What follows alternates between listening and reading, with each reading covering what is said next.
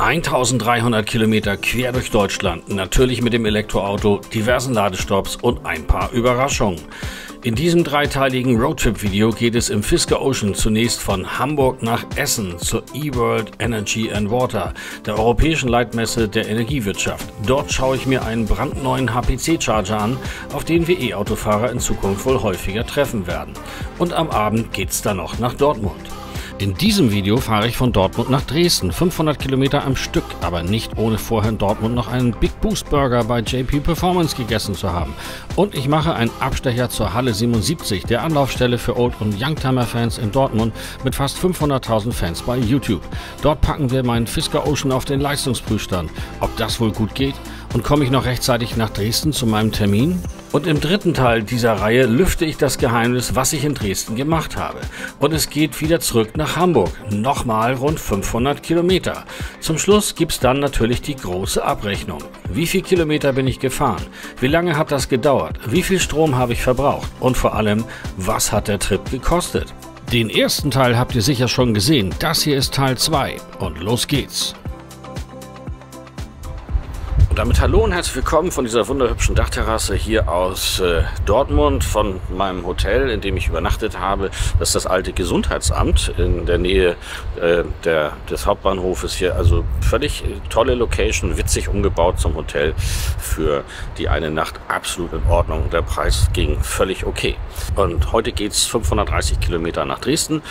Aber vorher gucke ich mir noch 2, 3 Sachen hier in Dortmund an. Das ist nämlich zum einen JP Performance, wollte ich immer schon mal in Natura sehen, also den Laden. Und es gibt ja hier auch einen tollen Burger zu essen, Big Boost Burger. Und das zweite ist Halle 77. Wer sich für Autos interessiert, und das kann man ja auch, wenn man elektrisch fährt, ist ja keine Religion, dass man hier irgendwelche Sachen abschwören müsste.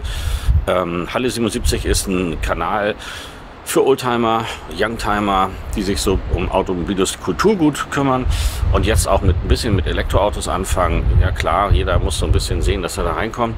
Und die haben Leistungsprüfstand und wenn alles klappt, dann schaue ich mir heute nicht nur Halle 77 an, sondern wir packen den Fisker Ocean auf den Leistungsprüfstand, auf den Dyno und gucken mal, was der so Power am Rad hat.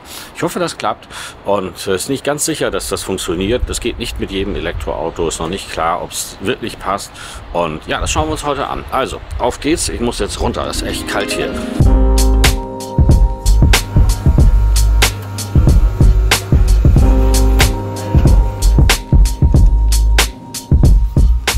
Und hier in Dortmund in der Tiefgarage die große Überraschung. Ich mache meinen Ocean auf und es steht das hier. Die Installation wurde fertiggestellt.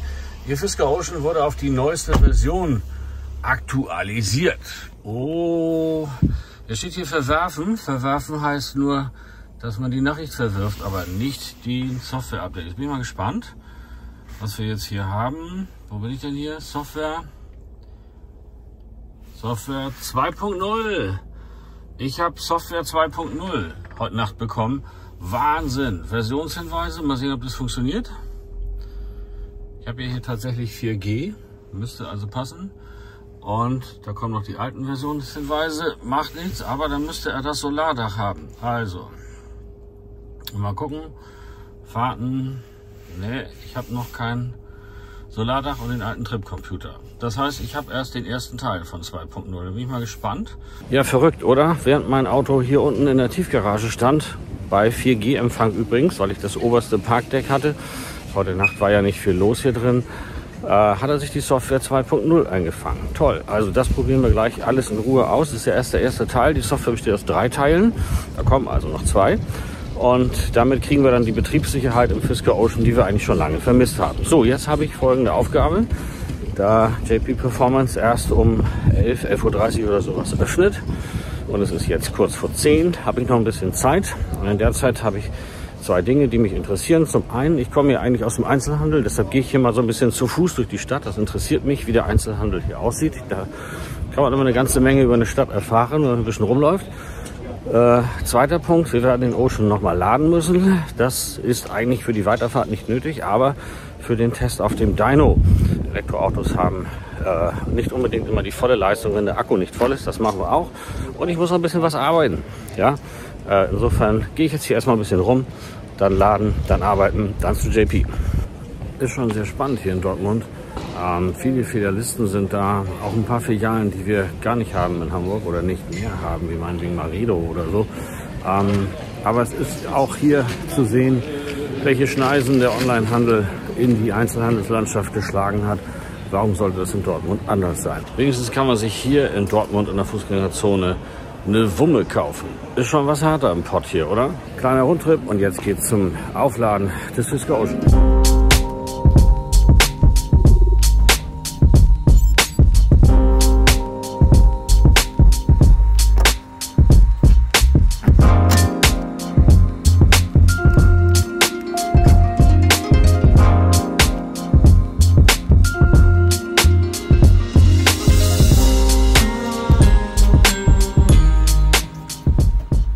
So, draußen lädt der Fisker.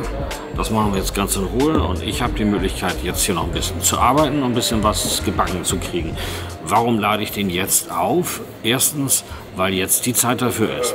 Steht er, dann lädt er. Das ist der entscheidende Punkt. Ich will ja gleich weiter, ich will ja gleich los. Jetzt habe ich eine Stunde Zeit und in der Zeit kann das Auto laden. Das belastet mich jetzt nicht. Ich sitze hier beim Getränk, ich kann arbeiten, habe mein Notebook mit und insofern habe ich jetzt eine produktive Stunde hier im Hotel und draußen hat das Auto einen produktiven Ladevorgang und dann starte ich gleich mit 100% in meinen Tag, muss nicht dann irgendwie noch sinnlos rausfahren und eine halbe Stunde warten, bis es aufgeladen ist. Und wenn man das so für sich einrichten kann und timen kann, dann belastet dieses Aufladen von Elektroautos überhaupt nicht. Geht ganz einfach. Also, bis gleich. Man kann es nicht häufig genug sagen, steht er, dann lädt er. Das heißt, während ich in der Hotellobby arbeite, steht draußen mein Fisker Ocean und lädt in diesem Fall auf 100%, denn die brauchen wir wahrscheinlich gleich auf dem Prüfstand. Hat ungefähr eine Stunde gedauert, war völlig egal, weil ich in der Stunde was anderes gemacht habe. Und von dort geht es voll aufgeladen zu meiner ersten Station Big Boost Burger von JP Performance, ein Burgerlokal mit integriertem Leistungsprüfstand, wo er seine Videos dreht. So auch an diesem Tag mit diesem weißen BMW-Ungetüm haben sie Fächerkrümmer ausprobiert. Das Video heißt, der Prüfstand steht in Flammen und war so brachial laut, das hat man durch die ganze Halle gehört. Kleine Kostprobe gefällig? Sehr gerne. Hier ist sie. Auf geht's.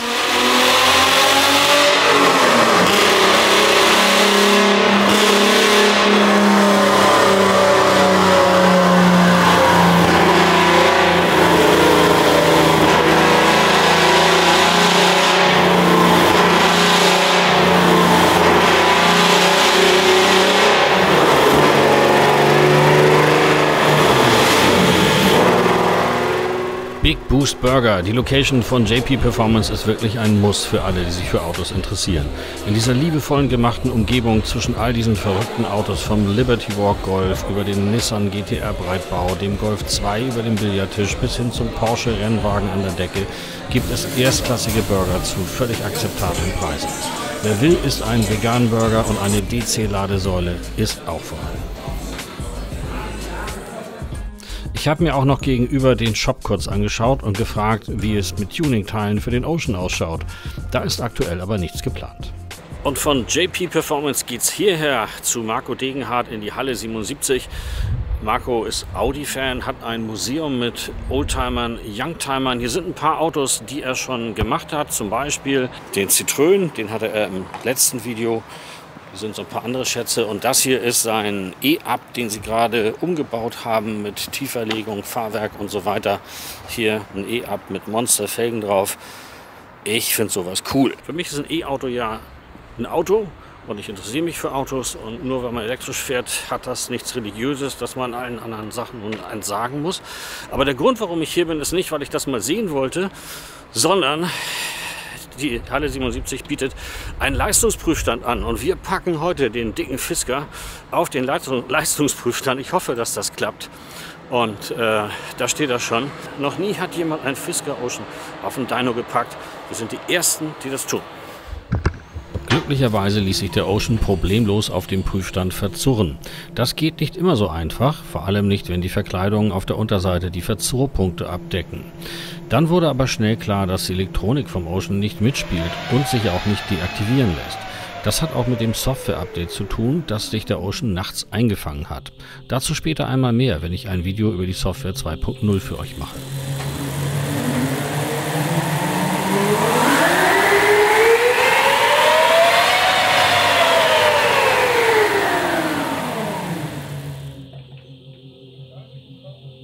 Hier nochmal ein Versuch.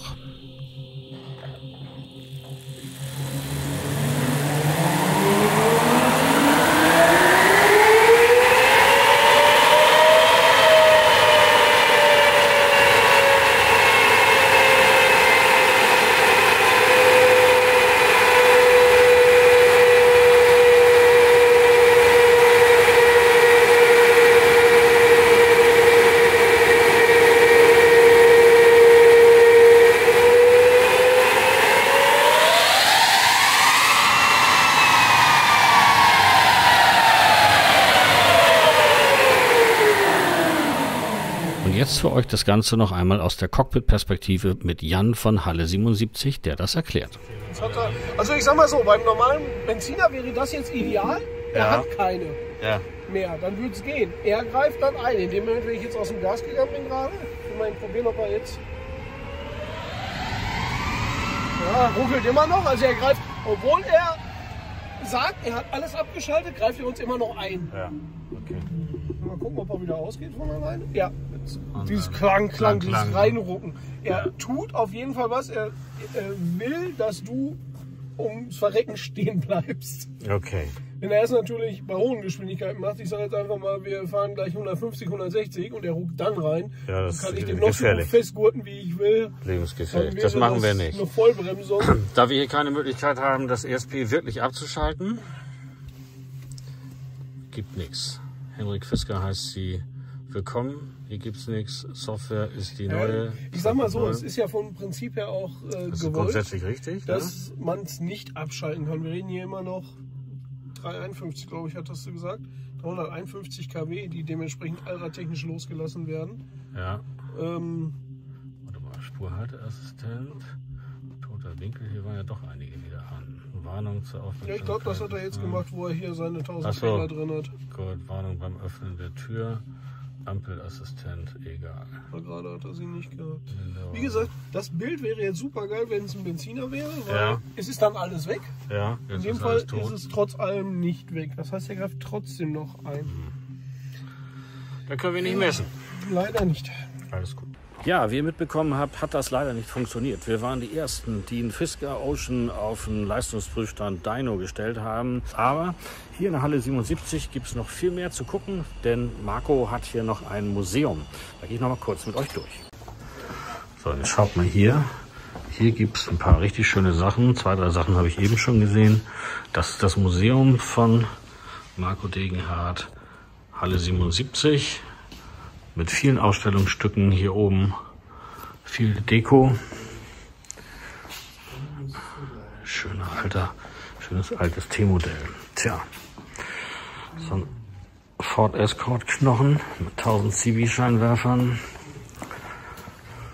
BMW, das war mal schnell, das war mal Leistung. Wenn man sich hier die Leistung anschaut, hier oben, dann ist das wahrscheinlich ein Motor, der hier nicht wirklich reingehört.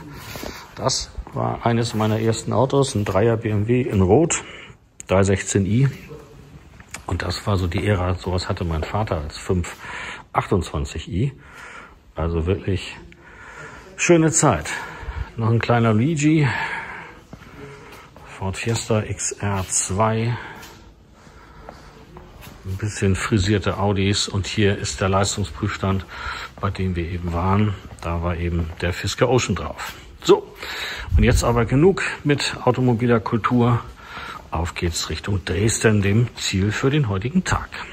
Das Auto ist jetzt im Prinzip fast voll aufgeladen. Wir haben 97% Akku, State of Charge. Und er sagt mir, wir haben 522 Kilometer Tour für uns, eine Ladung, die er irgendwo einplant. Und ich sag mal los. Und dann sind wir gegen 8 Uhr abends, sagt er, dann da. Okay. Und ich kann mir hier die gesamte Route anschauen. Und da plant er unseren Ladestopp. Ne? Da ist das geplant. Mal gucken. Wir schauen uns das gleich in Ruhe an. Er will an ENBW laden. Das ist ja grundsätzlich nichts Schlechtes. Vielleicht kriegen wir noch einen Allego-Lader, denn da kann ich ja immer noch kostenlos laden. Da gibt es einige. Da soll ich 18 Minuten laden. Und dann bin ich mit 7% in Dresden. Da werde ich wahrscheinlich ein bisschen mehr laden müssen, weil er doch sehr konservativ rechnet. Okay, auf geht's. Auf die Tour. Noch kurz zur Statistik. Ich bin also jetzt insgesamt mit dem gestrigen Tag schon 406 Kilometer unterwegs, habe 114 Kilowattstunden schon verbraucht und das ist irgendwas dann im 30er Bereich, können wir dann ausrechnen. Auf jeden Fall war das hier bei Halle 77 und vorher auch bei Big Boost Burger und JP Performance war das schon eine tolle Geschichte. Hier brennen sie für Autos, egal welcher Antriebsart und ob groß, ob klein, hier ist jeder willkommen. Also super Location, sollte man sich oder kann man sich anschauen, wenn man hier ist. Hat richtig, richtig Spaß gemacht.